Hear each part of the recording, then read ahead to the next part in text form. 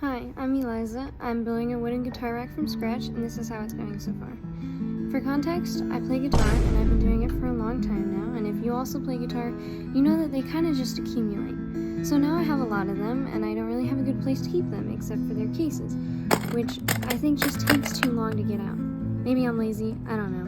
Anyway, instead of just ordering a guitar rack on Amazon, I'm solving this problem in probably the most inconvenient and time-consuming way possible, which is designing and building one all on my own and completely on scratch, because why not?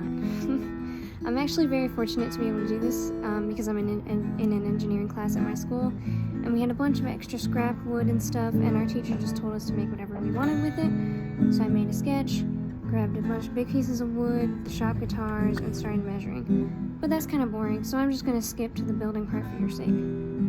So anyway, I cut this wood to my precise measurements, which apparently weren't as precise as I thought they were, so then I had to start over.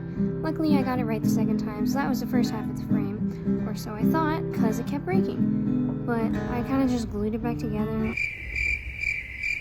Then I just had to make the other half, and bada bing, bada boom, just like that, I had a frame. Just kidding, the second half was an absolute nightmare of weird angles and splinters because it had to be at this weird slanted angle, and it was really difficult to get all of the angles correct.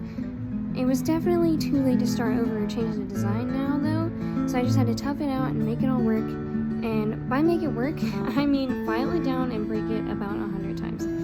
I think it's safe to say that at this point I have become very well acquainted with wood glue. I think we are becoming very good friends.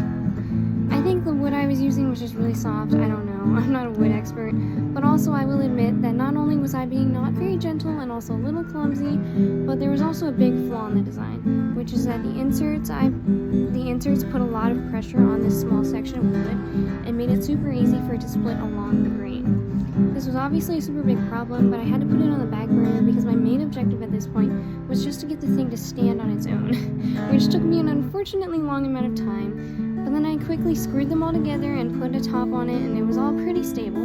Keyword pretty.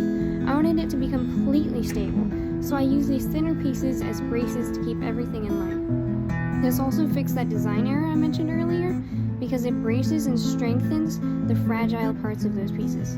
The last thing it needs to do now is be actually functioning by having something to hold in the guitar necks, and that comes next in this process, so stay tuned.